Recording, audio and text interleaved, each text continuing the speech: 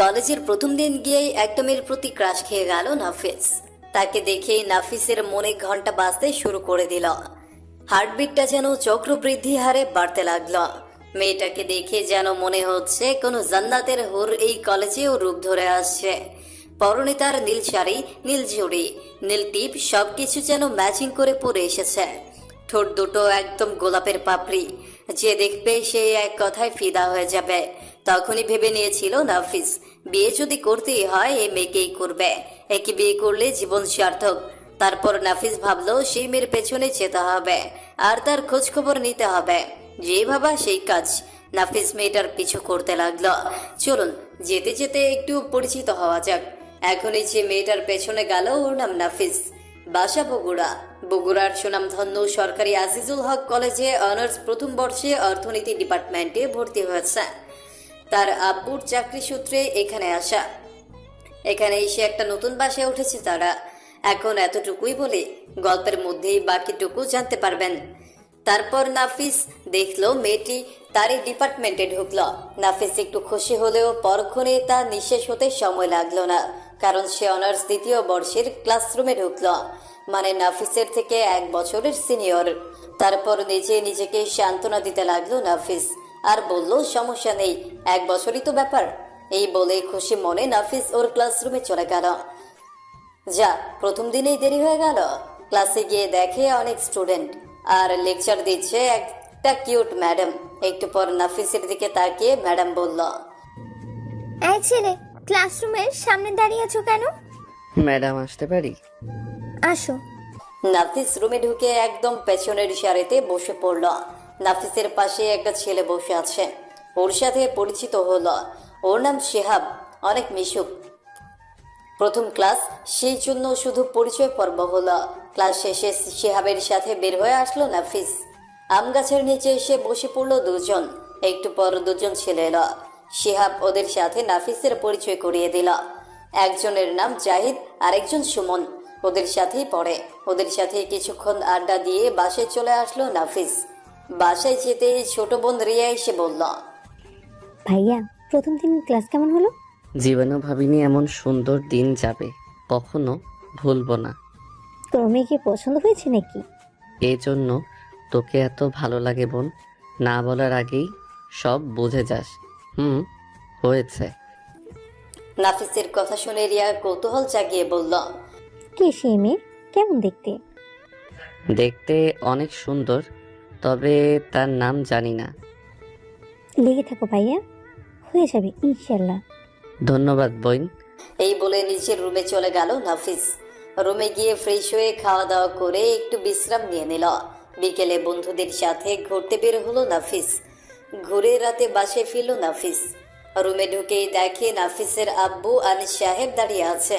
নাফিসকে দেখেই আব্বু বলে উঠল, আজকাল জমিদার সাহেবের দর্শনই পাওয়া যায় না, তা কোথায় থাকে শুনি? আব্বু, ভুল হয়ে গেছে, আর বাহিরে দেরি করব না। এ কথা তো প্রতিদিনই বলিস, তা তো মানিস না। কাল থেকে এমন করলে তোর এই বাড়ির ভাত বন্ধ। বলেই আব্বু চলে গেল। নাফিস ভাবলো, ধুর, আজকের দিনটাই মাটি গেল। খাওয়ার জন্য নাফিসের আম্মু ডাক দিয়ে গেল। তাই রাতে খেয়ে রুমে আসলো নাফিস। তারপর কিছুক্ষণ ফেসবুক চালিয়ে কখন যে ঘুমিয়ে পড়েছে জানে না। সকালে খুব মিষ্টি একটা কণ্ঠে ঘুম ভাঙলো নাফিসের। আগে তো এরকম কণ্ঠ এই বাড়িতে শোনেনি। কে সে মিষ্টভাষী মানুষ? তাকে একবার দেখতেই হবে। তাই চোখ ডলতে ডলতে নাফিস নিচে চলে আসলো। আর নিচে এসে নাফিস পুরো হা হয়ে গেছে, কেননা সেই মিষ্টভাষী মানুষটা আর কেউ না, এটা হলো কলেজের সেই ক্রাশ খাওয়া মেয়েটি। সকালে উঠেই এমন সারপ্রাইজ হবে নাফিস ভাবতেই পারেনি। নাফিসের এরকম হা অবস্থা দেখে ওর বোন রিয়া নাফিসকে জিজ্ঞেস করলো, কিরে ভাইয়া, সাত সকালে উঠি এমন হা করে তাকিয়ে আছিস কেন? নাফিস রিয়ার কথা শুনে একটু লজ্জা পেল। তারপর নাফিস চুপি চুপি রিয়ার কানে বলল, আরে আমার ছোট বোন, এটাই তো কলেজের সেই ক্রাশ খাওয়া মেয়েটি। কি হলো ভাইয়া? তারপর মেয়েটিও নাফিস আর রিয়ার দিকে একবার তাকালো। নাফিস ভাবলো, আহা কি চাহনি তার, আরেকবার ক্রাশ খেয়ে গেল নাফিস। তারপর মেয়েটি নাফিসের আম্মু রাবিয়া বেগমকে সাথে কথা বলতে লাগলো। আসসালামু আলাইকুম আন্টি। ওয়ালাইকুম আসসালাম, কেমন আছো মা? আলহামদুলিল্লাহ আন্টি, ভালো আছি। আপনারা কেমন আছেন? আলহামদুলিল্লাহ ভালো আছি। তা তোমার নাম কি মা? আমার নাম নীরা। আমি আপনাদের পাশের বাসাতেই থাকি। শুনলাম আপনারা নতুন আসছেন, তাই একটু দেখা করতে এলাম আন্টি। খুব ভালো করেছো মা। তুমি মাঝে মাঝে আমার সাথে দেখা করতে আসবে। ওর আব্বু তো চাকরি নিয়ে ব্যস্ত, আর আমার ছেলে মেয়ে তো কলেজে যায়, আমি একাই থাকি। তাই যদি আসতে খুব ভালো লাগতো মা। সমস্যা নেই আন্টি, সময় পেলে আমি অবশ্যই আসব। আম্মু নাফিসকে আর রিয়াকে দেখিয়ে বলল, মা, এ হলো রিয়া আর এ হলো নাফিস। হাই। হ্যালো, কে? কোন ক্লাসে? আমি নিউ টিনাপু। আমি অনার্স প্রথম বর্ষ, অর্থনীতি ডিপার্টমেন্ট, আজিজুল হক কলেজ, বগুড়া। ও, আমি অর্থনীতি ডিপার্টমেন্ট, আজিজুল হক কলেজ, অনার্স দ্বিতীয় বর্ষ। ও, আচ্ছা মা, তোমার নাম্বারটা দাও তো, যেহেতু পাশের বাসায় থাকো অবশ্যই দরকার লাগবে। নীরা একটু সংকোচ বোধ করলেও তারপর বলল, ওকে আন্টি, 01409******43। আচ্ছা আন্টি, এখন তাহলে আমি আসি, আবার পরে আসবো। ঠিক আছে মা, এসো। নাফিসের মনে তো লাড্ডু ফুটতে লাগলো। এ তো মেঘ না চাইতেই বৃষ্টি। নাম্বারটাও পেয়ে গেল নাফিস। তখনই রিয়া আর নাফিসকে বলল, শিগগিরই ভাইয়া, তোমার ক্রাশ তো তোমার থেকে 1 বছরের সিনিয়র। সমস্যা নেই, তুই এগুলো বুঝবি না। বলেই খুশি মনে নাফিস তার রুমে চলে আসলো। তারপর ওয়াশরুমে গিয়ে ফ্রেশ হয়ে খাওয়া দাওয়া করে নেয়। তারপর আবার কলেজে চলে যায় নাফিস। এসেই সোজা ক্লাসরুমে ঢুকে পড়ল। একটু পর দেখলো শিহাব, জাহিদ, সুমন ওরাও ক্লাসে এলো। তারপর ওরা সবাই মিলে 3টা ক্লাস করলো। ক্লাস শেষ করে তারা সবাই আমতলায় এসে আড্ডা দিতেছে। তখনই নাফিস দেখে নীরা ওর ক্লাস থেকে বের হয়ে চলে যাচ্ছে। সবাই ওর দিকে হা করে তাকিয়ে আছে। একটা সিনিয়র ভাইয়া তো নীরাকে হাঁটু গেড়ে প্রপোজই করে বসলো। আমি তোমাকে অনেক ভালোবাসি নীরা, প্লিজ অ্যাপসেট মাই লাভ। নিমিষেই নাফিসের মন খারাপ হয়ে গেল। নাফিসের ক্রাশকে প্রপোজ করেছে, খারাপ লাগারই কথা। তারপর নাফিস দেখে নীরা ওই ছেলেটার কাছ থেকে ফুলের তোড়া নিল। নেওয়ার পর ফুলটা একটু নেড়ে চেড়ে সোজা ছেলেটার মুখে মেরে দিল। তারপর সে সেখান থেকে চলে গেল। কলেজের সবাই হা করে তাকিয়ে আছে। নাফিস আর ওর বন্ধুরাও তাকিয়ে আছে। তবে নাফিস অনেক খুশি হয়েছে। তখন জাহিদ বলল, কিরে, তুই এত খুশি হচ্ছিস কেন? তুই তো নীরাপুকে পছন্দ করিস। নাফিস মুচকে হেসে মাথা নেড়ে হ্যাঁ সূচক উত্তর দিল। ওরা সবাই অবাক হয়ে একসাথে বলে উঠল, তোরা সবাই এমন রিয়্যাক্ট করছিস কেন? শুধু তুই না, কলেজের সবাই ওকে পছন্দ করে। সবাই পছন্দ করলেও বাজি আমি মারবো, দেখিস তোরা। বলেই সবাই হাসতে লাগলো। তারপর আরো কিছুক্ষণ আড্ডা দিয়ে বাসায় চলে আসলো নাফিস। তারপর দুপুরে ফ্রেশ হয়ে খাওয়া দাওয়া করে ঘুমিয়ে পড়ল। কখন যে সন্ধ্যা হয়ে গেছে সে নিজেও জানে না। উঠে ফ্রেশ হয়ে পড়তে বসলো নাফিস। অনেকক্ষণ পরে রাতে ডিনার করে নিল। তারপর রুমে এসে শুয়ে নীরার কথা ভাবতেছে নাফিস। তখনই হঠাৎ মাথায় একটা দুষ্টু বুদ্ধির উদয় ঘটল। বুদ্ধিটা হলো, নাফিসের পুরনো সিম তো ওর কাছেই আছে, তাই ওর ফোনে পুরনো সিমটা তুলে নীরার নাম্বারটা ডায়াল করলো। তারপর তাকে একটা মেসেজ পাঠালো নাফিস। মেসেজটা ছিল, তোমার মতো অপরূপাকে রাখলে যে এত মিষ্টি লাগে তা নিজের চোখে না দেখলে বুঝতামই না। মেসেজটা সেন্ড করার পর ভয়ও লাগলো নাফিসের, যদি রাগ করে। তারপর ভাবলো, আমার এই নাম্বার তো চিনি না, আমি কত বোকা।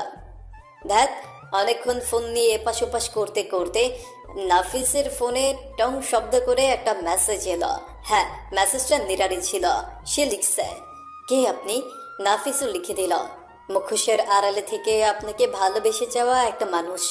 আবার অনেকক্ষণ ফোন নিয়ে এপাশ ওপাশ করলো নাফিস, কিন্তু আর মেসেজ আসলো না। এভাবে কখন যে ঘুমিয়ে পড়েছে নাফিস জানে না। খুব সকালে ঘুম থেকে উঠে নামাজ আদায় করে নিল নাফিস। তারপর এসে নাফিস আবার ঘুমিয়ে পড়ল। কিছুক্ষণ পর দেখে নাফিসের আম্মু ডাকতেছে, কে নাফিস, কলেজে যাবি না?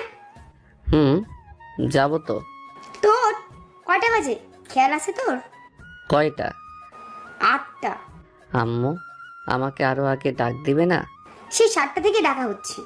তারপর নাফিস লাফ দিয়ে উঠে ওয়াশরুমে চলে গেল। ফ্রেশ হয়ে হালকা নাস্তা করে কলেজের উদ্দেশ্যে রওনা দিল। আজকেও কলেজে আসতে একটু দেরি হয়ে গেল নাফিসের। তাই তাড়াতাড়ি করে ক্লাসরুমের সামনে এসে দেখে ম্যাডাম ক্লাস নিচ্ছে। নাফিস ম্যাডামকে বলে উঠল। ম্যাডাম আসতে পারি? ম্যাডাম নাফিসের দিকে চোখ তুলে তাকালো, এরপর বলল। প্রতিদিনই তোমার লেট হয় কেন? আসলে ম্যাডাম রাস্তায় জ্যাম ছিল, এই জন্য লেট হয়েছে। আর সব স্টুডেন্ট তো ঠিক সময় আসছে, ওদের তো জ্যামে পড়তে হলো না। জ্যামে মনে হয় খালি তুমিই পড়ো। নাফিস ভাবলো সকালে ঘুম থেকে দেরি করে উঠলে এই কথা বললে ইজ্জত থাকবে না। ম্যাডাম আবার বলে উঠল। এই ছেলে বিড়বিড় করে কি বলছো? কিছু না ম্যাডাম।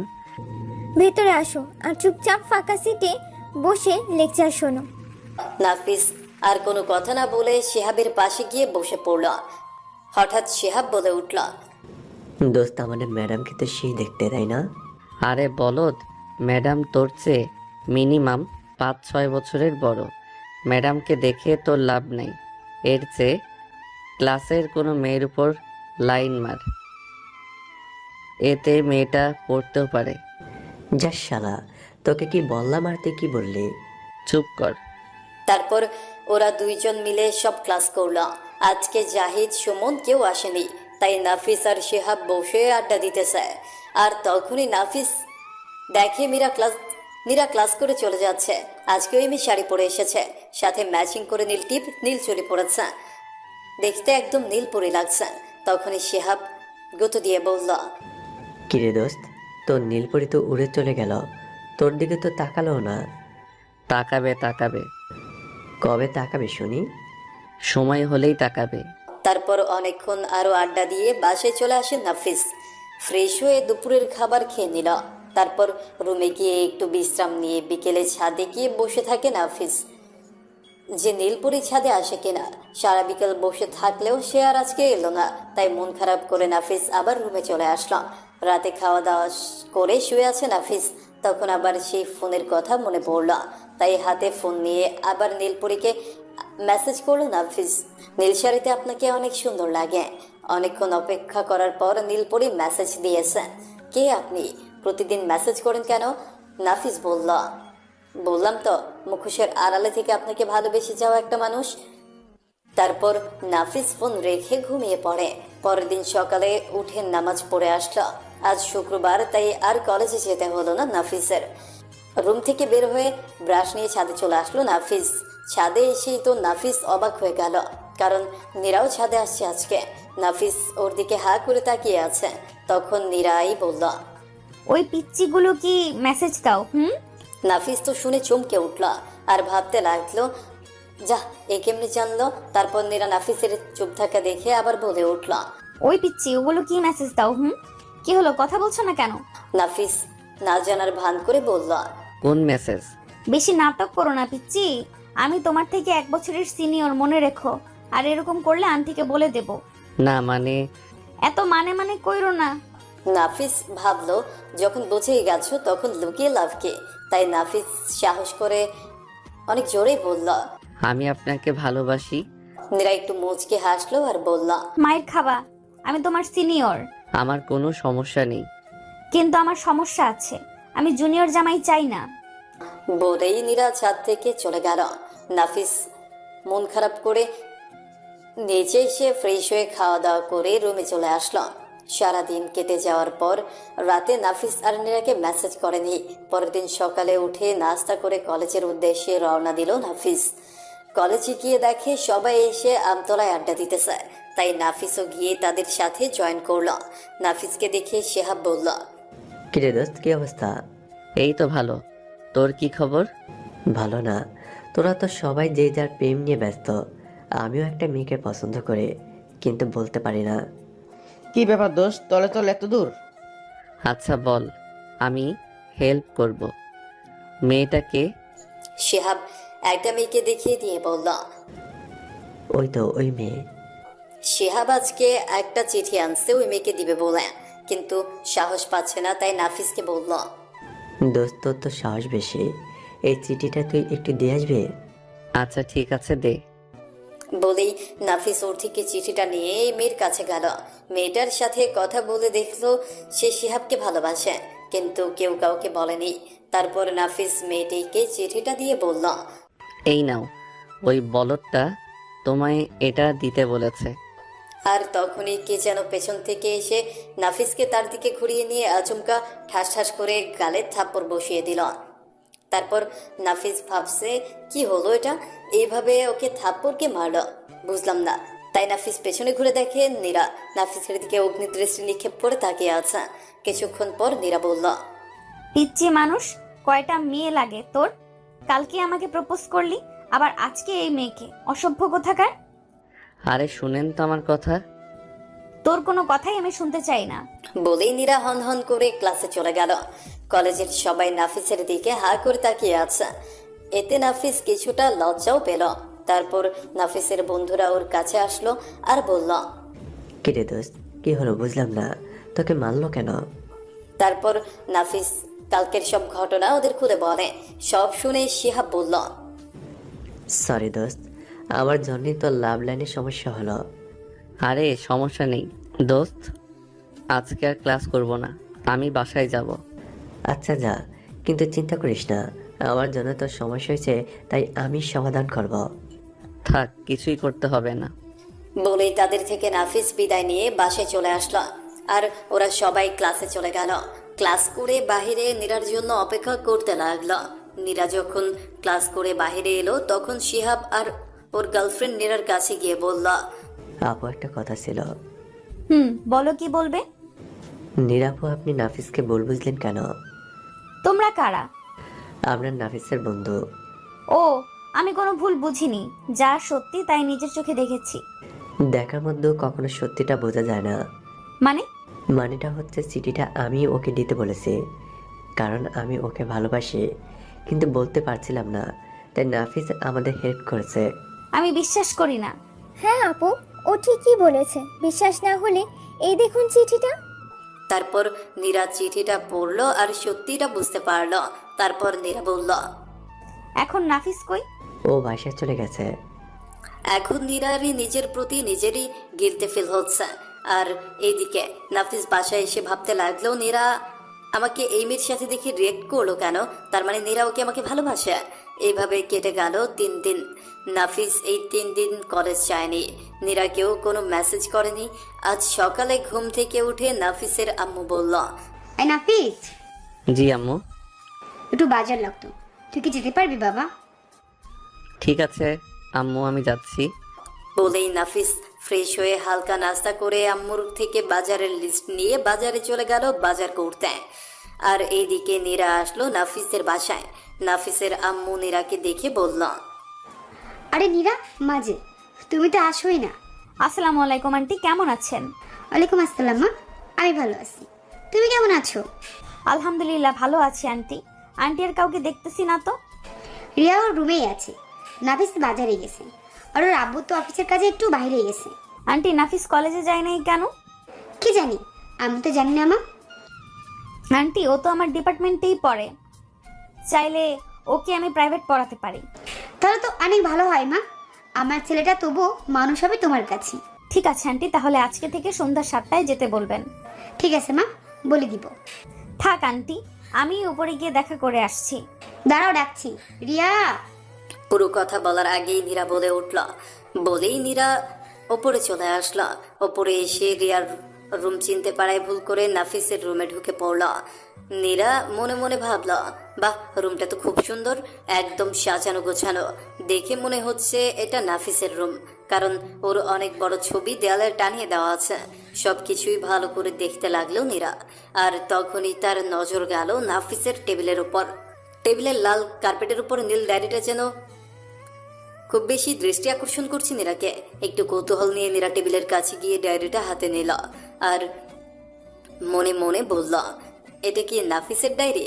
কি আছে এই ডায়েরির মধ্যে? নাফিসের মনের কথা। এবার কৌতূহলটা যেন আরো বেশি বেড়ে গেল। সে জানতে চায় নাফিসের মনের কথা। তাই অন্যের ডায়েরি তার বিনামতিতে পড়া অন্যায় জেনেও তার ডায়েরিটা খুলল নীরা। প্রথম পেজ ফাঁকা পড়ে আছে, কিছুই নেই। তাই নীরা আবার একটা পেজ উল্টাতেই যা দেখলো তাতে তার চোখ কিছুক্ষণের জন্য থমকে গেল সেই পেজটায়, আর বলল, এটা কে? আমি? ডায়েরির সাদা পাতায় পেন্সিলের কালিতে হাতে আঁকা নীরার প্রতিচ্ছবি। ছবিটা থেকে যেন চোখ সরানো মুশকিল নীরার। আবার বলে উঠল, হ্যাঁ, এটাই আমি। চোখ, কান, নাক, মুখ সবটাই প্রমাণ করে এটা আমি, কিন্তু তারপরেও কিছু একটা তফাৎ আছে। আরো ভাবলো নীরা। এই ছবির সাথে আমার চেহারার কিছু তো একটা পার্থক্য আছে, কিন্তু সেটা কি? খুব নিখুঁতভাবে দেখতে লাগলো ছবিটাকে। এই ছবি আর চেহারায় কি অমিল আছে? হ্যাঁ, পেয়েছি, অমিল আছে, অনেক অমিল আছে। আর সেই অমিলটা হলো ভালোবাসার। নীরা ভাবছে, নাফিসের মনে আমার এতটা সৌন্দর্য বিরাজ করে। এটা ভেবেই নীরার চোখের কোণ বেয়ে জল গড়িয়ে পড়ল। কতটা ভালোবাসলে মানুষ এতটা নিখুঁতভাবে কারো প্রতিচ্ছবি আঁকতে পারে। নীরার কৌতূহল আরো বেড়ে গেল। নাফিসের বুকে নীরার জন্য ভালোবাসার পরিমাণ জানার আগ্রহ আরো বেশি বেড়ে গেল। তাই নীরা আবার একটা পেজ উল্টালো। আর ওই পেজ দেখার পর নীরার হার্টবিট কিছুক্ষণের জন্য থমকে গেল। সে আর আটকে রাখতে পারল না, শব্দ করে কেঁদে দিল। ডায়েরির সাদা কাগজে বড় বড় অক্ষরে লেখা, ভালোবাসি নীরা, অনেক বেশি ভালোবাসি। নীরা চোখ মুছতে মুছতে তাড়াতাড়ি করে আম্মুকে কিছু না বলে সেখান থেকে চলে গেল। একটু পর নাফিসও বাসায় চলে আসে। তারপর ফ্রেশ হয়ে খাওয়া দাওয়া করে কলেজের উদ্দেশ্যে রওনা দিল। কলেজে এসে তো নাফিস অবাক হয়ে গেল, কারণ নীরা নাফিসের বন্ধুদের সাথে বসে আছে। নাফিসকে দেখেই বলল, ছবিটা খুব ভালোবাসার সাথে অঙ্কন করা হয়েছে। এই চোখগুলো শুধু চোখ নয়, এই চোখে যে হাজারো মায়ার ভিড়। আচ্ছা, আমার চোখে কি আদৌ এতটা মায়া আছে? আমার তো মনে হয় না আছে। আর এই ঠোঁটের কোণে লেগে থাকা মৃদু হাসিটা, এ যেন কোনো সাগরের ঢেউ। আমার হাসি কি সত্যি এত সুন্দর? এদিকে আসো। নাফিস ভয়ে ভয়ে নীরার কাছে গেল। নীরা নাফিসের দিকে চোখ রাঙিয়ে তাকিয়ে আছে। নাফিসের হারামি বন্ধুগুলো যে নাফিসকে হেল্প করবে তা না করে এটা দেখে মজা নিচ্ছে। নাফিস ভাবছে, ইচ্ছে হচ্ছে 3 বলদকে আচ্ছা মতো ধরাই দিই। তারপর নীরা আবার বলে উঠল, তুমি আমাকে দেখে পালাচ্ছিলে কেন? কই? দেখো, একদম মিথ্যা বলবা না, আমি কিন্তু দেখেছি। নাফিস ভাবছে এই মেয়ের কাছে মিথ্যাও বলা যায় না, বললেও ধরে ফেলে। নাফিস কথা ঘোরানোর জন্য বলল, ডাকলেন কেন? আমি কি তোমাকে ডাকতে পারি না? তা পারেন, কিন্তু আমার এখন ক্লাস আছে। দেখো, একদম মিথ্যা বলবে না। তোমার ক্লাস শুরু হতে এখনো 40 মিনিট দেরি আছে। ও, ভুলে গেছিলাম। আমাকে দেখলে এই সব ভুলে যাও, তাই না? তোমার এই ভোলার রোগ কি করে ভালো করতে হয় তা আমার ভালো করেই জানা আছে। এখন শুধু ওষুধ দেওয়ার পালা। নাফিস কিছু না বলে চুপ করে দাঁড়িয়ে আছে। তারপর নীরা উঠে বলল, নাফিস, আমার সাথে আসো, কথা আছে। কি বলবেন এখানেই বলেন। না, এখানে সবার সামনে বলা যাবে না। তারপর নাফিস আর কিছু না বলে নীরার পিছু পিছু যেতে লাগলো। নীরা কলেজের পেছনে একটা ফাঁকা জায়গায় গিয়ে দাঁড়ালো। এরপর ঘাসের উপর বসে পড়ল। নাফিসও তার পাশে বসে পড়ল। নীরা চুপ করে আছে। নাফিস নীরার দিকে তাকালো। নীরাও শান্ত দৃষ্টিতে নাফিসের দিকে তাকালো। এভাবে তাকিয়ে থাকলে নীরাকে অনেক মায়াবী লাগে। নাফিস ভাবছে ওর চোখের প্রেমে পড়ে যায় আবারও। একটু পর নীরা বলে উঠল, নাফিস, আজকে তোমাদের বাসায় গেছিলাম, তোমার রুমেও ঢুকেছিলাম, তারপর তোমার নীল ডায়েরিটাও পড়েছি। নীরার কথা শুনে নাফিস হঠাৎ চমকে যায় আর ভাবতে থাকে, হায় হায়, এই বুঝিয়ে আমার গালে চড়টা পড়বে এখন। তারপর আবার নীরা লজ্জা মাখা মুখ নিয়ে বলল, তুমি যেটা ডায়েরির পাতায় লিখে রেখেছো সেটা আমি তোমার মুখ থেকে শুনতে চাই। নীরার কথা শুনে নাফিসের মুখের রিয়াকশনই পাল্টে গেল। ও এরকম বলবে নাফিস কখনোই চিন্তা করেনি। তারপর নীরা আবার বলল, কি হলো বলো? তারপর নাফিস বলল, আমি তোমাকে কলেজে যেদিন প্রথম নীল শাড়ি পরে দেখেছি সেই দিনই তোমার উপর ক্রাশ খাই আর ওয়ান সাইড লাভ হয়ে যায়। নীরা, আমি তোমাকে অনেক ভালোবাসি, খুব বেশি ভালোবাসি। তুমি কি আমার রাজকন্যার আম্মু হবে প্লিজ? আমি অবশ্যই তোমার রাজকন্যার আম্মু হব। বলেই নীরা নাফিসকে অনেক শক্ত করে জড়িয়ে ধরল। নাফিসও নীরাকে জড়িয়ে ধরল। নীরার কপালে আলতো করে ভালোবাসার পরশ এঁকে দিল নাফিস। নীরা নাফিসের কপালে, 2 গালে, 2 চোখে, নাকে, থুতনিতে সব জায়গায় ভালোবাসার পরশ এঁকে দিল। তারপর নীরা নাফিসের বুকে মুখ লুকাল। এভাবে অনেকক্ষণ কেটে যাওয়ার পর নীরাকে নাফিস বলল, নীরা, এখন আমার ক্লাসে যেতে হবে। না, একদিন না গেলে কিচ্ছু হবে না, আমি তোমাকে যেতে দেব না। তাহলে কি করবে? আজকে সারাদিন ঘুরবো তোমার সাথে। তারপর নাফিস আর নীরা ক্লাস ফাঁকি দিয়ে অনেক ঘুরল। বিকেলে বাসায় ফিরে ফ্রেশ হয়ে একটা ঘুম দিল। সন্ধ্যায় ঘুম থেকে উঠল নাফিস, আর তখনই নাফিসের আম্মু এসে বলল, আজকে থেকে তুই নীরার কাছে পড়তে যাবি। কিন্তু কেন আম্মু? আমি তো ভালোই পারি। কেমন পারিস তা আমরা ভালোই জানি। এখন তাড়াতাড়ি রেডি হয়ে পড়তে যা। নীরার কাছে পড়তে যাওয়ার কথা শুনে নাফিসের মনে আবার লাড্ডু ফুটছে, কিন্তু সেটা প্রকাশ করতেছে না নাফিস। তাই আর কোনো কথা না বলে রেডি হয়ে পড়তে গেল। কলিং বেল চাপতেই আন্টি দরজা খুলে দিল। আন্টিকে বললাম, আসসালামু আলাইকুম আন্টি। ওয়ালাইকুম আসসালাম বাবা। আরে নাফিস যে। আন্টি কেমন আছেন? আলহামদুলিল্লাহ ভালো বাবা, তুমি কেমন আছো বাবা? আলহামদুলিল্লাহ ভালো আছি আন্টি। তা তুমি হঠাৎ? জি আন্টি, আমি নীরার কাছে পড়তে এসেছি।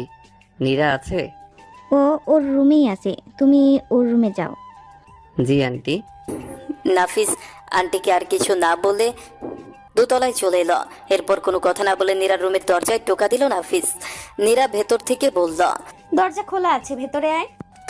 নাফিস দরজায় ধাক্কা দিয়ে রুমের ভেতরে তাকাতেই নাফিসের চোখ ছানা বড়া হয়ে গেল। নাফিস লজ্জায় চোখ বন্ধ করে ফেলল। নীরা নাফিসের দিকে না তাকিয়ে বলল, রিনা, একটু এদিকে আয় তো, আমার শাড়িটা একটু ঠিক করে দে। নীরাকে নাফিস রিনা মনে করে রুমে আসতে বলছে। সে ভাবেনি নাফিস আসছে, তাই নাফিস ভাবলো এভাবে আমার থাকা ঠিক হবে না। তাই নাফিস বলে উঠল, নীরা, আমি রিনা না। নাফিসের কথা শুনে নীরা মনে হয় চমকে উঠল। তাড়াতাড়ি শাড়িটা শরীরে কোনো মতো জড়িয়ে নিয়ে নাফিসকে ধমক দিয়ে বলল, এই পিচ্চি ছেলে, দেখতেই পাচ্ছো আমি ড্রেস চেঞ্জ করছি, তারপরেও কেন দাঁড়িয়ে আছো? আমার কোনো দোষ নেই, তুমি তো আমাকে আসতে বলেছো। আর হ্যাঁ, আমি কিছু দেখিনি। শয়তান ছেলে, সব কিছু আমার দেখে নিয়ে বলতেছে কিছুই দেখেনি। যাও বের হও এখন। নাফিস আর কোনো কথা না বলে রুম থেকে বের হতে লাগলো।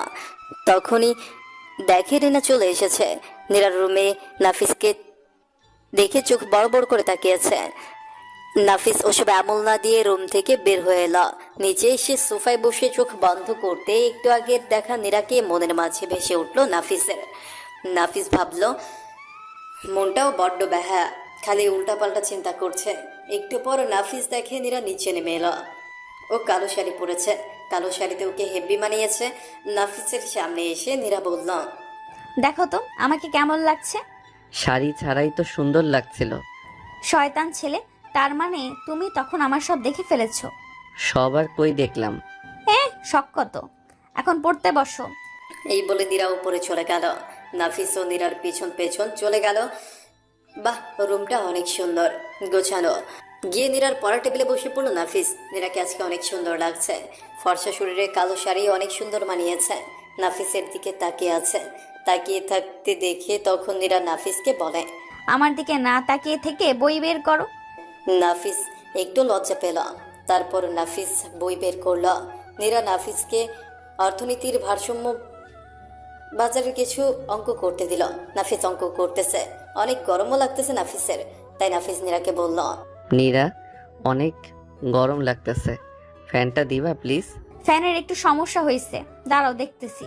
নীরা ফ্যান ঠিক করার জন্য খাটে উঠল, তবুও ফ্যানের কাছে হাত পৌঁছলো না। তখন নীরা নাফিসকে বলল, নাফিস, আমার হাত পৌঁছাচ্ছে না, আমাকে একটু কোলে করে তুলবা? নাফিস নীরার কথা শুনে চমকে উঠল। মনে মনে অনেক খুশি লাগছে। তখন নাফিস বলল, আচ্ছা। তারপর নাফিস নীরাকে জড়িয়ে ধরে ওপরে তুলল। ভেতরে এক অন্যরকম ফিল হচ্ছে নাফিসের। নীরা যখনই তার হাত ফ্যান ঠিক করার জন্য তুলল, তখনই তার পেটের শাড়িটাও হালকা সরে গেল। আর নাফিসের চোখের সামনে নীরার ফর্সা নাভিটা চলে আসে। নাফিস নীরার নাভিটা দেখে তো চোখ ছানা বড়া করে ফেলল। নাফিস এক দৃষ্টিতে দেখতেছে। নীরাকে জড়িয়ে ধরে ওপরে তোলার কারণে নাফিসের মুখ আর নীরার ফর্সা নাভির দূরত্ব মাত্র 3 ইঞ্চি। একটা মেয়ের নাভি এত সুন্দর কিভাবে হতে পারে? নিজেকে কন্ট্রোল করতে পারল না নাফিস। নীরার ফর্সা নাভিতে কিস করেই দিল নাফিস। নীরা নাফিসের এরকম কাণ্ড দেখে কেঁপে উঠল। তারপর নীরা এরকম কেঁপে ওঠার কারণে নাফিস একটু নড়ে উঠল আর নীরা খাটে পড়ে গেল। সাথে নাফিসও তার উপর পড়ে গেল। নীরা নাফিসের দিকে তাকিয়ে আছে, নাফিসও নীরার দিকে তাকিয়ে আছে। তারপরে নীরা বলল, তুমি কি করলে এটা? বউকে আদর দিলাম, হি হি হি। তাই না? তাহলে আমিও আমার জামাইকে আদর দিব। বলেই নীরা নাফিসকে চুমকি দিয়ে নাফিসের দুই ঠোঁট তার নিজের দখলে নিয়ে নিল। শয়তান মেয়ে নাফিসের ঠোঁটে কামড় বসিয়েছে। 5 মিনিট পর নীরা নাফিসকে ছেড়ে দিল। এবার দুজনেই হাঁপাচ্ছে। নীরা বলল, কেমন লাগলো মিষ্টিটা? একদম পচা। তাই না? আবার দেখাচ্ছি, দাঁড়াও। থাক, আর দেখাতে হবে না, অনেক ভালো লাগছে। আমি বুঝতে পারছি আজ পড়াশোনা হবে না, আমি গেলাম। বলেই নাফিস নীরার রুম থেকে বেরিয়ে এসে নিজের বাসায় চলে এলো। বাসায় আসতেই নাফিসের আম্মু বলল, কি রে, তো ঠোঁটটা কাটলো কিভাবে? রক্ত বেরোচ্ছে কেন? নাফিস ভাবলো, হায় হায়, রোম্যান্সের মুডে খেয়ালই করেনি শয়তান মেয়ে ওর ঠোঁটে কামড় বসিয়ে কেটে ফেলেছে। এখন আম্মুকে কি বলবে? তারপর নাফিস বলল, আম্মু, নীরাদের বাসায় দেয়ালে ধাক্কা লেগে কেটে গেছে। কি যে করিস না, যা রুমে গিয়ে মলম দি। নাফিস আর কোনো কথা না বলে রুমে গিয়ে ফ্রেশ হয়ে কাটা জায়গায় মলম লাগালো। কিছুক্ষণ পর ডিনার করে রুমে শুয়ে শুয়ে ফেসবুকিং করে নীরার সাথে প্রেমালাপ করল নাফিস। তার সাথে কথা বলে রাত 1টায় ঘুমিয়েছে নাফিস। এইভাবে নীরার সাথে দুষ্টু মিষ্টি প্রেম কাহিনীতে কিছুদিন কেটে গেল। এখন নীরাদের সাথে নাফিসের পরিবারের অনেক ভালো সম্পর্ক, কারণ তারা নাফিসদের প্রতিবেশী। একদিন নীরার আম্মু আসলো নাফিসদের বাসায়। এসেই আম্মুকে বলল, আপা, একটা কথা বলতাম। আরে আপা বলেন না প্লিজ। আমরা সবাই দাওয়াত খেতে যাচ্ছি, কাল আসব, কিন্তু নীরা যেতে চাচ্ছে না। তাই যদি একদিনের জন্য নীরা এখানে থাকে, বুঝেনি তো, একা মেয়ে। কোনো সমস্যা নেই আপা, মীরা তো আমার মেয়েরই মতো, যতদিন ইচ্ছে থাকুক। ধন্যবাদ আপা, দুশ্চিন্তা মুক্ত হলাম। বলেই নীরার আম্মু নীরাকে রেখে চলে যায়। আজকে তো নাফিসের ঈদের দিন, নীরা তাদের বাসায় থাকবে। রাতের বেলা নাফিস বুকে ভারী কিছু অনুভব করে। চোখ মেলে অবাক হয়ে যায় নাফিস। নাফিস দেখে নীরা তার বুকে শুয়ে আছে। তখন নাফিস বলল, এই নীরা, ওঠো। কখন আসছো আমার রুমে? কেউ দেখে ফেললে কি হবে? কেউ দেখবে না। বলেই নীরা নাফিসের মুখের দিকে এগিয়ে আসতে লাগলো। নীরা নাফিসকে কিস করতে লাগলো। আস্তে আস্তে কিসের মাত্রা বাড়তে লাগলো। কেন জানি না নাফিসও রেসপন্স করছে। নাফিস আর নিজেকে কন্ট্রোল করতে পারলো না। ব্যাপারটা অনেক গভীরে চলে যায়। সেই রাতে নীরা আর নাফিসের মধ্যে শারীরিক সম্পর্ক হয়। আর সেই রাতটা নাফিসের জীবনে অন্ধকার ডেকে আনে। সকালবেলা ঘুম থেকে উঠে নাফিস দেখে নীরা কখন জানি উঠে চলে গেছে। কিন্তু তার একটু পরেই রাতের কথা মনে পড়ে গেল নাফিসের। সে মনে মনে ভাবছে, কেন এমনটা করলো সে? এটা করতে চায়নি, তবু আগুন আর ঘি পাশাপাশি থাকলে যা হয়। তারপরে নাফিস ভাবলো কলেজে গিয়ে ক্ষমা চাইতে হবে নীরার কাছ থেকে। তারপর উঠে গোসল করে রেডি হয়ে নাফিস কলেজের উদ্দেশ্যে রওনা দেয়। কলেজে নীরাকে অনেক খোঁজার পর নীরাকে কলেজের পেছনে একটা গাছের নিচে পেল। নাফিস গিয়ে নীরার পাশে চুপচাপ বসে পড়ল। নীরার দিকে তাকিয়ে দেখে নীরার চোখে পানি জমতে শুরু করে দিয়েছে। নাফিসকে দেখে নীরার কান্নার বেগ বাড়তেই থাকলো। তখন নীরাকে জিজ্ঞেস করলো নাফিস, কি হয়েছে? কাঁদছো কেন? কান্না করছে। তাকাও আমার দিকে আর বলো কি হয়েছে। নীরার এখন রাগ উঠছে নাফিসের উপর। ওর মনে হচ্ছে যা কিছু হলো সব নাফিসের জন্যই। হাত সরা তুই। কেন, কি হয়েছে সেটা তো বলো। আমি তোকে হাত সরাতে বলেছি। আচ্ছা, সরালাম। এবার তো বলো কি হয়েছে তোমার। কুত্তা, তোর কারণেই তো সব হয়েছে। এখন আবার নাটক করছিস কেন? আমি আবার কি করলাম? গালি দিচ্ছ আর মারছো কেন? সাধু সাচ্ছিস কেন? হ্যাঁ, রাতে কি করলি তুই? না মানে ওটা ভুলে হয়ে গেছে। ভুল? বাহ, কত সহজে বলে দিলি এটা একটা ভুল। এখন আমার কি হবে? হ্যাঁ, কেন, তুমি আমায় ভালোবাসো না? ভালোবাসলে কি হবে? আমি তো তোমাকেই বিয়ে করব। এত টেনশন কেন নিচ্ছ? নীরার যেন রাগে ফেটে যাচ্ছে। সে আর নাফিসকে সহ্য করতে পারছে না। তুই আমার সাথে কোনো কথা বলবি না, দূর হ চোখের সামনে থেকে। নীরা খুব ঝাঁঝালো কণ্ঠে বলল নাফিসকে। নাফিসও চলে গেল সেখান থেকে। ক্লাস করতে ভালো লাগছে না নাফিসের, তাই বাসায় চলে আসলো নাফিস। এখন নাফিস এখানে থাকলে রাগের মাথায় কি না কি করে ফেলে। এখন নাফিসেরও রাগ হচ্ছে। সব দোষ নাকি ওর? সে তো নাফিসকে আটকাতে পারতো। নাফিস বাসায় এসে শুয়ে পড়লো। অন্যদিকে নীরা এখন প্রচন্ড ভেঙে পড়েছে। ও কি করলো তা সে নিজেও বুঝতে পারলো না। নীরা বাসায় চলে আসলো, তারপর ফ্রেশ হয়ে রুমে এসে শুয়ে পড়ে। নীরার এখন নাফিসের উপর ঘৃণা হচ্ছে আর ভাবছে, ছি ছি, শেষ পর্যন্ত আমাদের ভালোবাসাটা ওসবে পরিণত হলো। সেটা ভাবতেই নীরার ঘৃণা বাড়ছে। আজ প্রায় 1 মাস হয়ে গেল নীরার সাথে নাফিসের কোনো কথা নেই। নীরার মুখটা পর্যন্ত দেখেনি নাফিস। এই 1 মাসে নাফিসের কতটা কষ্টে কেটেছে সেটা শুধু নাফিসই জানে। এই 1 মাসে নাফিস সবসময় নীরার কথা ভাবছে, কিন্তু ওর সামনে দাঁড়াবার সাহস হয়ে ওঠেনি নাফিসের। এতদিনে নীরার প্রতি নাফিসের ভালোবাসা দ্বিগুণ বৃদ্ধি পেয়েছে। ওকে ছাড়া যেন নাফিস আর থাকতেই পারছে না। নীরার বাসায় নীরার কোনো কিছুতেই মন বসে না, ভালো মতো খাওয়া দাওয়া করে না। মোট কথা ওর জীবন এখন এলোমেলো হয়ে গেছে। কি হয়েছে রে মা তোর? কিছু না, তাহলে সব সময় অন্যমনস্ক থাকিস কেন? এমনি। চল কিছু খাবি। না, ভালো লাগছে না। অনেক জোরাজোরির পর নীরা খেতে রাজি হলো। সে একটু খাবার মুখে দিতেই বমি চলে এলো। নীরা তাড়াতাড়ি ওয়াশরুমে গেল। নীরার আম্মু বেশ চিন্তিত। যাই হোক, নীরার অসুস্থতার খবরটা নাফিসের আম্মু জেনে গেল। তাই নাফিসকে বলল, চল তো ঠিক নীরাদের বাসা। কেন? নীরা নাকি অসুস্থ। আম্মু আর নাফিস নীরাদের বাসায় গেল। তখন ডাক্তার নীরার চেক আপ করছিল। আপনাদের জন্য একটা খুশির খবর আছে। কি খবর ডাক্তার সাহেব? আপনি নানি হতে যাচ্ছেন। এই কথা শোনা মাত্রই সবার পায়ের তল থেকে মাটি সরে গেল। নাফিস, তুমি ডাক্তারবাবুকে নিচে ছেড়ে আসো। তারপর নাফিস ডাক্তারকে ছেড়ে যখন ওপরে নীরার রুমে আসলো, তখন শুনতে পেল। কি হয়েছে তা দেখার জন্য তাড়াতাড়ি ওপরে গেল নাফিস। গিয়ে দেখলো নীরার আম্মু নীরাকে জিজ্ঞেস করছে, কিন্তু নীরা কিছুতেই বলছে না। হয়তো নীরা চাচ্ছে না যে নাফিসকে কেউ খারাপ ভাবুক। বল কি করে এসব হলো? বল কেন করলি এমন? ঠাস, তোকে আমার মেয়ে ভাবতেই লজ্জা করছে। বল কার সাথে এসব করছিস? না বললে তোকে আজ মেরেই ফেলবো। নীরার আম্মু আবার নীরার গায়ে হাত ওঠাতে যাচ্ছিল, আর ঠিক সেই সময় নাফিস বলে উঠল। আমার কারণে এসব হয়েছে? নাফিসের মুখ থেকে এই কথা শুনে সবাই বাকরুদ্ধ হয়ে গেল। কেউ যেন কথাটা বিশ্বাস করতেই পারছে না। হঠাৎ নাফিসের আম্মু, তোর কারণে একটা মেয়ের জীবন নষ্ট হয়ে গেল। ছি ছি, আমি ভাবতে পারছি না আমার ছেলে হয়ে তুই এই কাজ করেছিস। নীরার আম্মু একবার নাফিসের দিকে তাকাচ্ছে, আবার নীরার দিকে তাকাচ্ছে। নীরার আম্মু যেন কথাটা বিশ্বাস করতে পারছে না। দূর আমার চোখের সামনে থেকে। ওকে ছেড়ে দেন আপা, ওর আর কি দোষ? ছেড়ে দেবো মানে? ওর কারণে আজ একটা মেয়ের জীবন নষ্ট হয়েছে। ওকে তো মেরে ফেললেও আমার মনের জ্বালা মিটবে না। নীরারও তো দোষ আছে, না হলে এমন হতো না। তুই এখন আমার সামনে দাঁড়িয়ে আছিস হারাম জাদা, যা এখান থেকে।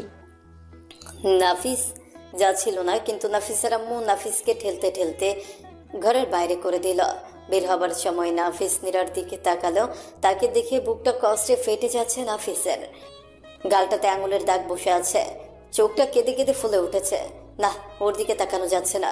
নীরার এই অবস্থা দেখে নাফিসের চোখেও পানি জমতে শুরু করে দিয়েছে।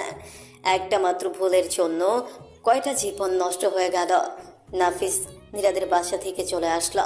নাফিস রাস্তা দিয়ে আনমনে হাঁটছে আর ভাবছে, যদি সে ভুলটা না করতাম তাহলে হয়তো আজ এত কষ্ট পেতে হতো না। বাসায় চলে আসলো নাফিস, আর রুমে শুয়ে আছে। কখন ঘুমিয়ে গেছে জানে না। ঘুম থেকে উঠে ফ্রেশ হয়ে নিচে এসে দেখে আম্মু মাথায় হাত দিয়ে সোফায় বসে আছে। নাফিস ভাবছে, আমার জন্যই আজ এই অবস্থা। প্রচুর ক্ষুধা লেগেছে নাফিসের, সকাল থেকে না খেয়ে আছে। তাই আম্মুকে বলল, আম্মু খেতে দাও। নাফিসের আম্মু কোনো কথা না বলে রান্নাঘর থেকে খাবার নিয়ে এসে দিল। এতে নাফিসের মনটা অনেক খারাপ হয়ে গেল। খাওয়া শেষে যখন উঠতে যাবে নাফিস, তখন ওর আম্মু এসে একটা পাঞ্জাবি দিয়ে গেল আর বলল গোসল করে এখনই পরে আসতে।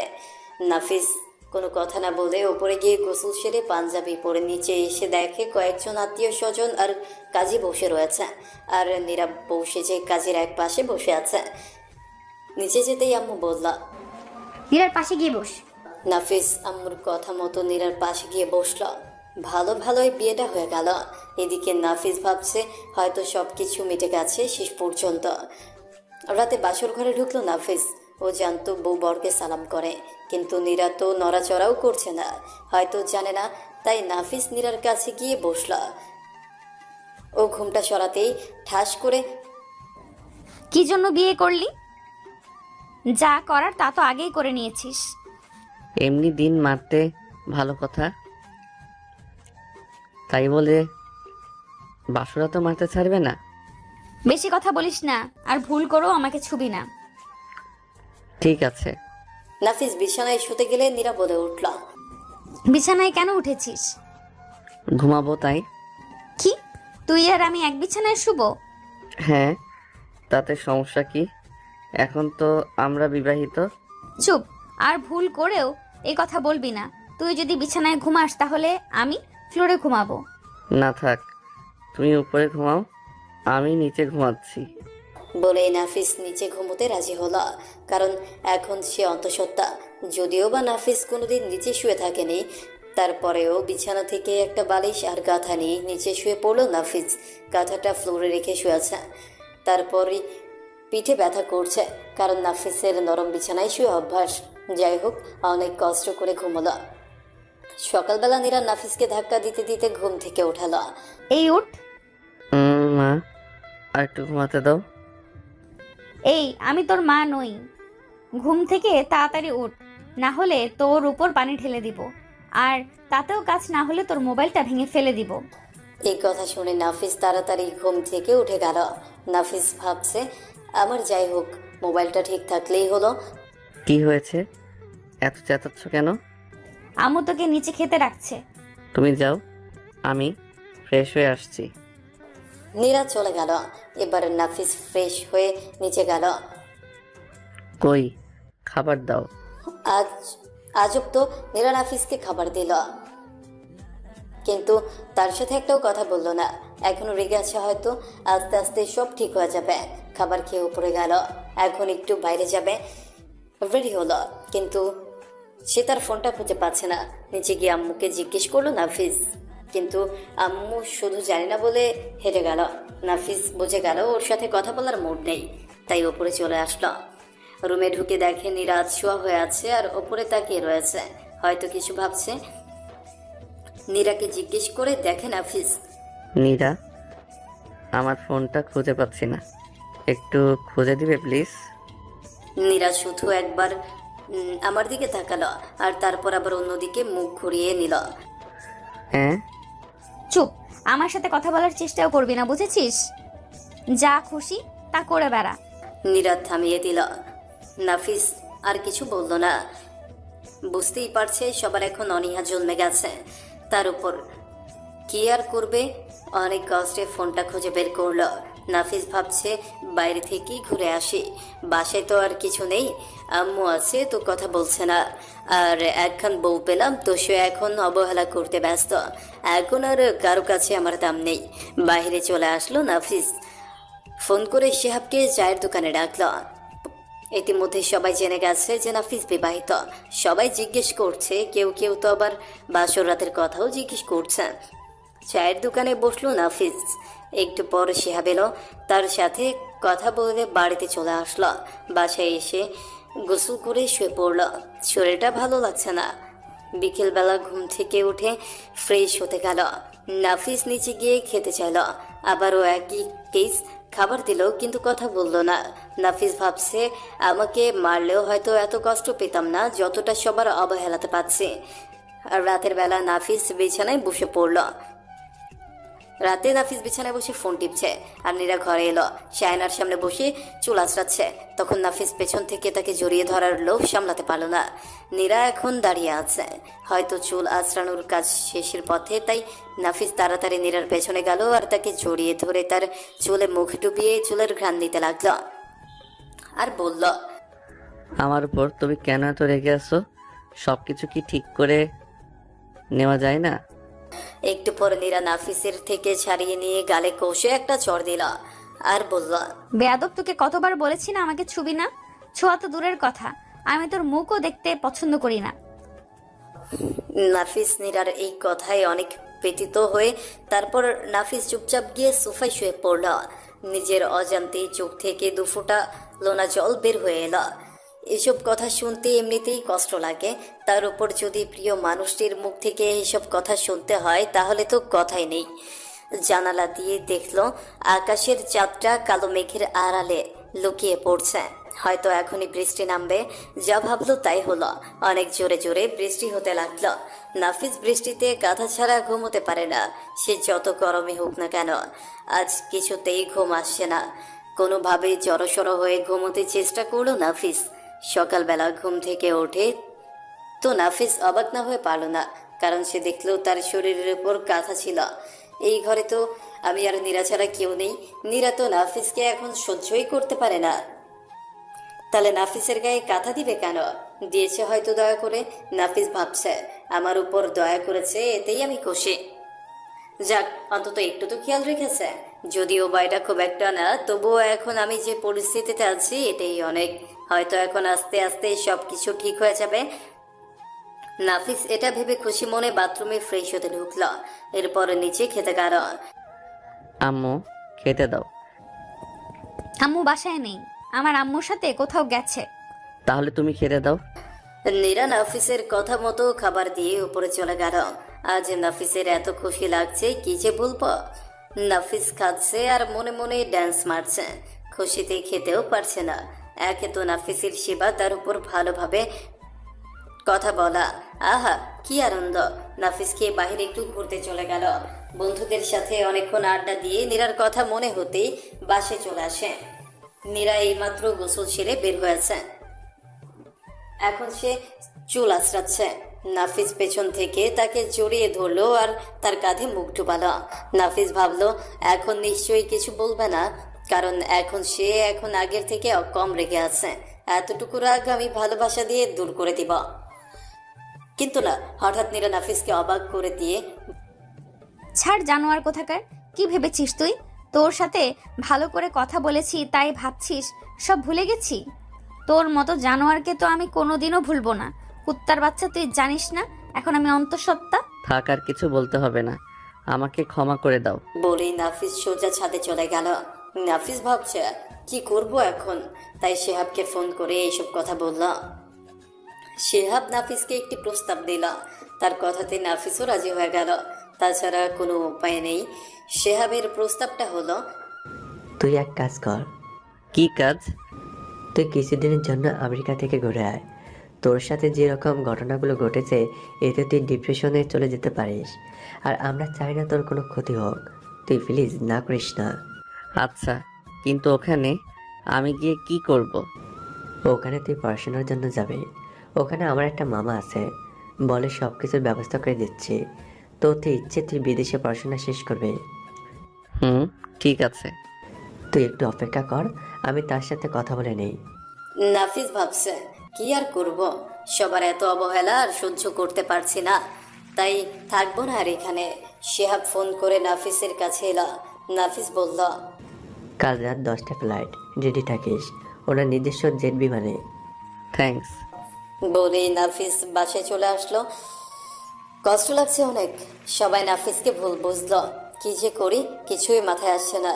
সিগারেট খেলে নাকি কষ্ট কমে, তাই নাফিসও একবার ট্রাই করে দেখে।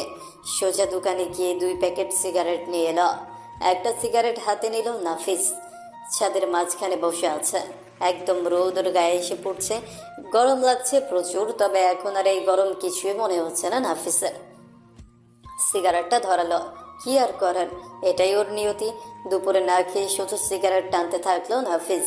বিকেলবেলা চোখটা একটু লেগে এলো, তাই ছাদেই শুয়ে পড়লো সে। ঘুম ভাঙলো ফোনের রিংটোনের শব্দে। শেহাব ফোন দিয়েছে। কিছু বলবি? সব কিছু প্যাক করেছিস কিনা তাই জানতে কল দিলাম। না, কাল সকালে করে নিব। ঠিক আছে, ভালো থাক। রাত 10টা বাজে। সাইডে তাকিয়ে দেখে আরো 1 প্যাকেট সিগারেট রয়েছে। নাফিস নিচে গিয়ে ওর প্রয়োজনীয় সব জিনিসপত্র গুছিয়ে নিল। তারপর আবার ছাদে গেল, শুরু করে দিল সিগারেট খাওয়া। সারা রাত সিগারেট খেয়ে তারপরেও কষ্টটা এক ফোঁটাও কমলো না নাফিসের। মনের জ্বালা কি আর এই সিগারেটে মেটাতে পারে? অনেক সিগারেট খাওয়ার ফলে শরীর থেকে বাজে গন্ধ আসছে, তাই তাড়াতাড়ি নিচে গিয়ে ভালো করে সাবান শ্যাম্পু মেখে গোসল করলো। ব্রাশ করার পরেও মুখ থেকে হালকা সিগারেটের গন্ধ বের হচ্ছিল, তাই মাউথ ওয়াশ দিয়ে ভালো করে কুলি করলো নাফিস। 2 দিন আগেই শেভ করেছে, তাই আর সেভ করলো না। হাজার হলেও আমেরিকা যাবে, ভালোভাবে না গেলে কি আর হয়? নাফিস সম্পূর্ণ রেডি হয়ে গেছে, দেখে নীরার রুমে ঘুমিয়ে আছে। নীরার কপালে আলতো চুমু খেয়ে চোখ মুছে নিচে নেমে ওর আম্মুর সাথে দেখা করলো। এরকম সাজুগুজু আর ব্যাগ নিয়ে কোথায় যাচ্ছিস? পড়াশোনার জন্য আমেরিকা চান্স পাইছি, তাই ভাবছি কোর্সটা শেষ করেই আসি। বলেই নাফিস একবার ওর আম্মুকে জড়িয়ে ধরল। নাফিসের চোখে পানি চলে এসেছে, যে জায়গায় যাচ্ছে জানে না আর কবে এখানে আসা হবে। আম্মু, আমি যদি কোনো ভুল করে থাকি তাহলে আমাকে ক্ষমা করে দিও। এই বলে নাফিস বাসা থেকে বেরিয়ে এলো। আম্মু অনেক অবাক হয়েছে, কারণ যে ছেলে কোনোদিন নিজের দোষ স্বীকার করে না, আজ সেই ছেলেই ক্ষমা চাচ্ছে। সে আবার নাফিস এয়ারপোর্ট পৌঁছল। ও নাফিসকে এগিয়ে দিতে আসছে। প্লেনে উঠে অপেক্ষা করতে লাগলো নাফিস। আর মাত্র 5 মিনিট পর প্লেনে উঠে যাবে আকাশে, চলে যাবে বহু দূরে। এই কথা ভেবে চোখ থেকে 2 ফোঁটা জল গড়িয়ে পড়লো নাফিসের। এখন সবার কথা আর সবার চেহারা নাফিসের মুখের সামনে ভাসতে লাগলো। নীরাও নাফিসকে ভুল বোঝে, এমনকি নাফিসের পরিবারও ওকে ভুল বুঝল। এসব ভাবতে ভাবতে চোখ যেন ঝাপসা হয়ে আসছে নাফিসের। চোখের কোণা থেকে পানি মুছে নিল। কিছুক্ষণের মধ্যেই প্লেনটা উড়াল দিল তার গন্তব্যের দিকে। প্রায় আধ ঘন্টা প্লেনে থাকার পর ল্যান্ড করলো আমেরিকার এয়ারপোর্ট। ওখান থেকে শিহাবের মামা নাফিসকে রিসিভ করে ওনার বাসায় নিয়ে আসলেন। কথা বলে ওনাদের অনেক ভালো মানুষ বলে মনে হলো নাফিসের। উনি সহ ওনার ফ্যামিলি এখানেই সেটেলড। ওনার ফ্যামিলিতে উনি কবির মাহমুদ, ওনার স্ত্রী শায়লা মাহমুদ আর ওনার একমাত্র মেয়ে ঈশা আছে। ওনাদের সাথে নাফিসের থাকার ব্যবস্থা হলো। খেয়ে ঘুমিয়ে পড়েছিল, কারণ খুব ক্লান্ত ছিল নাফিস। ঘুম ভাঙলো সন্ধ্যার পর। সন্ধ্যা একটু ছাদে গেল। বিদেশে মনেই হচ্ছে না এখন সন্ধ্যা, একদম দিনের মতোই লাগছে। সন্ধ্যার লাইটগুলো শহরটাকে একদম জাগিয়ে রাখছে। ছাদে গিয়ে দেখলো কবির আঙ্কেলের মেয়ে ঈশা ছাদে দাঁড়িয়ে চা খাচ্ছে। নাফিস তাকে দেখে আবার নিচে যেতে নিলে ঈশা পেছন থেকে বলে উঠল, ওই হ্যালো, আপনি এসেই আবার চলে যাচ্ছেন কেন? আপনি এখানে চা খাচ্ছেন, তাই ভাবলাম যদি ডিস্টার্ব ফিল করেন। না, সমস্যা নেই, আপনি থাকতে পারেন। ধন্যবাদ। তারপর ঈশা নাফিসের কাছে এসে হাত বাড়িয়ে বলল, হাই, আমি ঈশা, ভার্সিটিতে পড়তেছি। হ্যালো, আমি নাফিস, আপনার এই ভার্সিটিতে ভর্তি হব। জানি। কিভাবে? আমার আব্বুই তো ব্যবস্থা করেছে। ধন্যবাদ। তাহলে তো আমরা ক্লাসমেট, সো ফ্রেন্ড। ইয়েস। তাহলে কোনো আপনি চলবে না, তুমি করে বলতে হবে। ওকে, তাহলে তুমিও বইলো। ওকে। মেয়েটা অনেক মিশুক। বিদেশের মেয়েরা যেমন অহংকারী হয়, ঈশা মোটেও ওরকম না। বড়লোক হিসেবে ওর বা ওর বাবা মায়েরও কোনো অহংকার নেই। অনেক ভালো মনের মানুষ তারা। মনে মনে নাফিস তার বন্ধু শিহাবকে একটা ধন্যবাদ দিল। ডিপ্রেশন থেকে বাঁচাতেও অনেক বড় একটা হেল্প করলো। নাফিসের বিড়বিড় করতে দেখে ঈশা বলে উঠল, কি বিড়বিড় করছো? না, কিছু না। তারপর আরো কিছুক্ষণ কথা বলে দুইজনই নিচে চলে আসলো। তারপর রাতের খাবার খেয়ে তারা তাড়াতাড়ি ঘুমিয়ে পড়লো নাফিস। খুব সকালে ঘুম থেকে উঠে ফ্রেশ হয়ে নিল। এটা আমেরিকা তো, তাই এখানে এত তাড়াতাড়ি ঘুম থেকে কেউ ওঠে না। এই জন্য আঙ্কেল আন্টি আর ঈশা ঘুমিয়ে আছে। আঙ্কেল আন্টি অনেক বড় লোক হলেও কোনো কাজের লোক নেই। নিজেদের কাজ নিজেরাই করতে পছন্দ করে। সকালে উঠে কাজ নেই, তাই নাফিসই তাদের জন্য নাস্তা তৈরি করলাম। ঘুম থেকে উঠে সবাই নাফিসকে বলল, তুমি এসব করতে গেলে কেন? সমস্যা নেই আঙ্কেল, নিজের বাসা ভেবেই করেছি। তারপর ওনারা সবাই মুচকি হাসলেন। সবাই একসাথে ব্রেকফাস্ট করে নাফিস রুমে গিয়ে রেডি হলো ভার্সিটি যাওয়ার জন্য। ঈশা আর নাফিস ওদের গাড়িতে করে একসাথে ভার্সিটি গেল। ভার্সিটিটা অনেক সুন্দর, আর ভার্সিটিতে আজকে নাফিসের প্রথম দিন, তাই প্রথমে প্রিন্সিপালের রুমে গেল। ভর্তির ফর্মালিটিগুলো পূরণ করে নিল। অবশ্য ঈশাও সাথে ছিল। তারপর ভর্তির কার্যকলাপ শেষ হলে নাফিস আর ঈশা দুইজন একসাথে ক্লাসরুমে চলে আসলো। রুমটাও অনেক বড় আর সুন্দর। একে একে সব ক্লাস শেষ করে বাইরে ক্যাম্পাসে এসে কিছুক্ষণ আড্ডা দিয়ে আবার একসাথে গাড়িতে করে বাসায় চলে আসলো নাফিস আর ঈশা। এসে ফ্রেশ হয়ে দুপুরের খাবার খেয়ে নিল। খাবার খেয়ে রুমে গিয়ে ফোনটা হাতে নিয়ে দেখে নাফিসের বন্ধু শিহাব 3টা মিসড কল দিয়েছে। তাই নাফিস ফোন ব্যাক করল। ফোনটা রিসিভ করে সাথে সাথে বলতে লাগলো, কিরে, নতুন দেশ নতুন বন্ধু পেয়ে আমারে ভুলে গেলি? কি বলি সেগুলো? আজ তোর জন্য আমি এখানে দাঁড়িয়ে আছি। আজ এরা কথা বাদ দে আর বল, কেমন আছিস তুই এখন? আলহামদুলিল্লাহ বন্ধু, ভালো। তুই কেমন আছিস? ভালো। কি করিস? ভার্সিটি থেকে আসলাম। আচ্ছা শোন, বল। তোর যে এত সুন্দর একটা মামাতো বোন আছে, আমাকে তো আগে কখনো বলিসনি। কার কথা বলছিস? ঈশা? হুম। শালা ওখানে গিয়ে নজর দিতে শুরু করলে? আরে মজা করলাম। এখন বল তোর কি খবর? এই তো ভালো। এরকম ভাবে আরো কিছুক্ষণ কথা বললো নাফিস। তারপর ফোন রেখে দুপুরের ভাত ঘুম দিল। বিকেলে ঘুম থেকে এসা নাফিসকে টেনে তুলল। নাফিস, ওঠো। কেন? বিদেশে আসছো, একটু না ঘুরলে হয়? চলো, তোমাকে নিয়ে ঘুরতে বের হব। পরে যাই। না, এক্ষুনি। তুমি ওঠো। তারপর ঈশার জোড়াজোড়িতে উঠে ফ্রেশ হয়ে নিল নাফিস। ঈশার সাথে ঘুরতে বের হলো। ঈশা অনেক সুন্দর একটা জায়গায় নিয়ে গেল, আর সেটা হলো সমুদ্রের বিচ। এখানে এসে মনটাই অনেক ভালো হয়ে গেল নাফিসের। ঈশা আর নাফিসের অনেকগুলো সেলফি তুলল। তারপর ঈশা বলল, চলো, আমার একটু শপিং করতে হবে। ঠিক আছে চলো। তারপর দুইজন মিলেই শপিং মলে চলে আসলো। ঈশা কিছু কাপড় কিনলো, সাথে নাফিসের জন্য কিনলো। বাসায় আসতে অনেকটাই রাত হয়ে গেল। এসে ফ্রেশ হয়ে রাতের খাবার খেয়ে নিল। খাওয়া শেষে নাফিস রুমে চলে আসলো। একটু পরে ঈশাও নাফিসের রুমে চলে আসলো। আসবো? আরে আসো না প্লিজ। তারপর অনেকক্ষণ ঈশার সাথে কথা বলে ঘুমিয়ে পড়লো নাফিস। ভার্সিটির ক্লাস।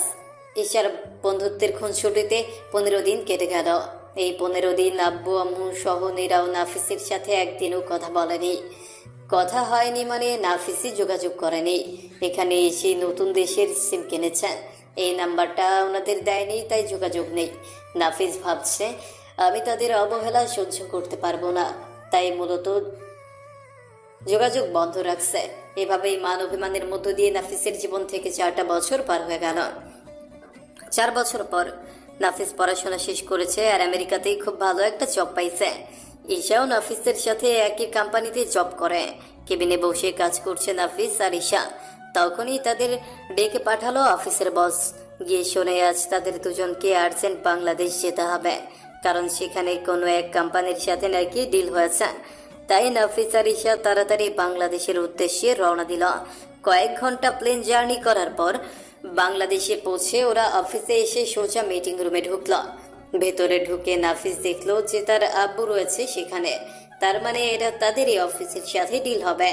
আব্বু হয়তো নাফিসকে দেখতে পায়নি, তাই নাফিস ঈশাকে বলল যে, ঈশা আমাকে এখনই বাথরুমে যেতে হবে। বলেই নাফিস সেখান থেকে চলে আসলো। খুব ক্লান্ত লাগছে, তাই একটু মুখ হাত ধুতে ওয়াশরুমে ঢুকলো নাফিস। মুখ হাত ধোয়ার পর অফিসে হাঁটাহাঁটি করছিল। ঠিক সেই সময় নাফিসের নজর গেল একটা বাচ্চা মেয়ের উপর। দেখতে এত কিউট, কি আর বলবো। শান্ত হয়ে বসে আছে। সাধারণত এই বয়সের বাচ্চারা এরকম হয়ে থাকে না। বাচ্চাটা চকলেট খাচ্ছে আর চারদিকে তাকাচ্ছে। নাফিস গিয়ে বাচ্চাটার পাশে বসলো। High cutie.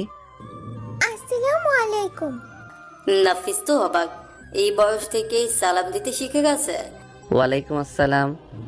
আপনি জানেন না, কারোর সাথে কথা বলতে গেলে প্রথমে সালাম দিতে হয়? সরি, ভুল হয়ে গেছে। ঠিক আছে। আম্মু বলেছে কেউ যদি ক্ষমা চায় তাহলে তাকে ক্ষমা করে দিতে। তোমার নাম কি? নাফিসা। How sweet name. এখানে কার সাথে এসেছো? আমুল সাথে। আপনি কার সাথে এসেছেন? বন্ধুর সাথে। বাচ্চা তাই তোতলা করে কথা বলছে। ওর চকলেট শেষ হয়ে গেছে। তুমি চকলেট খেতে কি খুব পছন্দ করো? হ্যাঁ, আমার চকলেট খেতে খুব ভালো লাগে। নাফিসের কাছে কয়েকটা চকলেট ছিল, সেগুলো তাকে দিল। এই নাও তোমার চকলেট। না, নিব না। কেন নিবে না? আম্মু বারণ করেছে অপরিচিত কারো কাছে কিছু না নিতে। কিন্তু এখন তো আমরা বন্ধু হয়ে গেছি। কিভাবে হলাম? এখনো তো আপনার নাম জানি না। আমার নাম নাফিস। এবার চকলেট নাও, খেতে দারুণ। আপনিও চকলেট খান? হ্যাঁ, প্রচুর চকলেট খাই। সত্যি? হ্যাঁ, এবার নাও। নাফিসের কাছ থেকে চকলেট নিল। নাফিস বাচ্চাটার সাথে অদ্ভুত মায়া জড়িয়ে গেছে।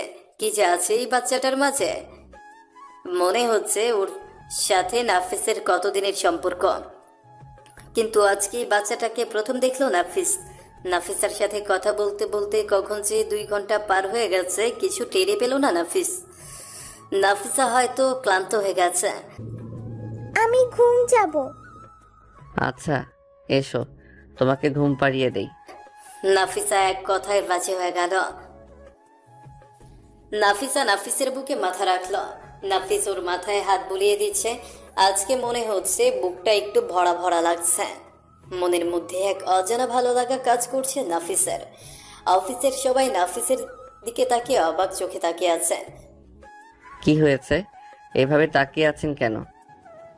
আসলে স্যার, নাফিসা মামুনি বস আর ওর আম্মু ছাড়া কারো কাছে যায় না। কথাও কম বলে, কিন্তু আপনার সাথে অনেকক্ষণ ধরে কথা বললো, আর এখন আপনার বুকে ঘুমাচ্ছে। সেরকম কিছু না, আপনারা কাজে মনোযোগ দেন। তুমি ঠিক আছো তো? আর এই বাচ্চাটাকে? হ্যাঁ, ঠিক আছি। বাচ্চাটা অফিসের কারো হবে। এখন চলো যাই, হোটেলে গিয়ে রেস্ট নেই। একটু পরেই শায়লা নাফিসাকে পিয়নের কাছে দিয়ে চলে আসলো। হোটেলে গিয়ে ওরা ফ্রেশ হলো। নাফিসও একটু ঘুমিয়ে নিল। ঘুম থেকে উঠে নাফিস ফ্রেশ হয়ে নিল। ঈশা নাফিসকে বলল অনেকদিন পর দেশে ফিরেছে, তাই ঘুরতে যাবে। তাই ঈশাকে নিয়ে নাফিস পার্কে গেল। পার্কে গিয়ে বসলো। একটু পর যখন চলে আসবে তখন কে যেন পেছন থেকে নাফিসের হাত ধরে টান দিল। পেছনে ঘুরতেই দেখে এটা নাফিসা। আরে কিউটি, তুমি এখানে? হ্যাঁ, আম্মুর সাথে ঘুরতে এসেছি। একটু পেছনেই তার আম্মু দাঁড়িয়েছিল। নাফিস পেছনে তাকাতেই ও হতভম্ব হয়ে দাঁড়িয়ে রইল। কারণ নাফিসের আম্মু আর কেউ না, নাফিসের নীরাকে আজ এতদিন পর দেখবে সেটা কখনো ভাবেনি নাফিস। নীরা, তুমি এখানে? নীরা কোনো কথা বলছে না, একদম পাথরের মূর্তির মতো দাঁড়িয়ে আছে। ওর চোখ দিয়ে পানি অঝরে বেয়েই যাচ্ছে। নীরা কিছু বলতে যাবে, ঠিক তখনই কি হলো? হোটেলে যেতে হবে তো, তাড়াতাড়ি চলো। বিয়ে করে নিয়েছো তাহলে? এই কথাটুকু বলে নীরা নাফিসাকে কোলে করে নিয়ে চলে গেল। নীরা হয়তো ভেবেছে যে নাফিস বিয়ে করে নিয়েছে, কিন্তু ও কি জানে ওকে ছাড়া নাফিস আর কাউকে নিয়ে ভাবতে পারে না। নাফিসের পুরো হৃদয় জুড়ে তার নাম লেখা রয়েছে, সেটা কি ও জানে? না, ও কিছুই জানে না। সারা জীবন শুধু নাফিসকে ভুল বুঝেই গেল। শুধুমাত্র ভুল বোঝার কারণেই আজ নাফিসের জীবনটা ওলট পালট হয়ে গেছে। নাফিস ভাবছে আমাকে একবার জিজ্ঞেস করলে কি তার খুব ক্ষতি হয়ে যেত? আর নাফিসা তাহলে আমারই সন্তান, তার কারণেই হয়তো ওর সাথে আমার মিল। হোটেলে গিয়ে রাতের খাবার খেয়ে শুয়ে পড়ল নাফিস ভাবছে কাল সকালবেলা আমাকে আমার বাসায় যেতে হবে, যাব আর নীরাকে সব কিছু বলে দিব। এই ভেবে খুশি লাগছে নাফিসের। কালকে সবার সাথে দেখা করতে পারবে। কাল সবাইকে সারপ্রাইজ দিয়ে দিতে হবে। সকালবেলা সব কাজ সেরে বেলা 8টার দিকে ওর চেরোচেনা বাসার দিকে রওনা দিল নাফিস। বাসার সামনে পৌঁছতেই মনের মধ্যে ধক করে উঠল। নাফিস তাড়াতাড়ি করে ভেতরে গেল। ভেতরে গিয়ে প্রথমে আম্মুর সাথে দেখা। আম্মু নাফিসকে দেখে কেঁদে জড়িয়ে ধরল। এতদিন কোথায় ছিলি বাবা? কেমন আছিস? আমি ভালো আছি, তোমরা কেমন আছো? ভালো আছি। এইভাবে আরো কিছুক্ষণ নাফিস ওর আম্মুর সাথে কথা বলার পর বলল, আম্মু, নীরা কোথায়? নীরা উপরে। নাফিস তাড়াতাড়ি উপরে গেল। গিয়ে দেখে নীরা ঘরে নাফিসাকে নিয়ে শুয়ে আছে। নাফিসা ঘুম এসেছে। নীরা নাফিসকে দেখে সে অবাক হয়ে গেছে। এখানে কেন এসেছিস? তোমার ভুল ভাঙাতে। আর কি ভুল ভাঙাবি রে তুই? আসলে তুমি গতকাল যা দেখেছো তা ঠিক ছিল না। পাগল পেয়েছিস তাই না? না, যা সত্যি তাই বলছি। চুপ কর। আমি কি দেখেছি আর কি দেখিনি সেটা আমার ব্যাপার। আর দয়া করে এখানে কোনো ঝামেলা করিস না। তখন কই ছিলি? তুই যখন আমার প্রয়োজন ছিল আমাদের? এখন সব দোষ আমাকে দিচ্ছ। তুমি কি ভুলে গেছো তুমি আমাকে কতটা অবহেলা করেছো? আমার পরিবার আমাকে কতটা অবহেলা করেছে? যে কারণে আমাকে এত অবহেলা করেছো সেখানে তো তোমারও দোষ ছিল। কেন সেদিন তুমি আমাকে আটকালে না?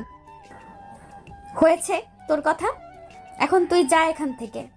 আমি তোমার পায়ে পড়ছি, আমি তোমাকে ছাড়া বাঁচবো না। প্লিজ আমাকে ভুল বুঝো না। পা ছাড় আমার। যদি তুই আমার পা না ছাড়িস তাহলে আজকেই আমি এই মুহূর্তে আত্মহত্যা করতে বাধ্য হব। না, এ কথার মুখ দিয়েও কোনোদিন বের করবে না। বেয়াদব কোথাকার, নিজের বউ থাকতেও অন্য মেয়েকে জড়িয়ে ধরছিস, লজ্জা করে না তোর?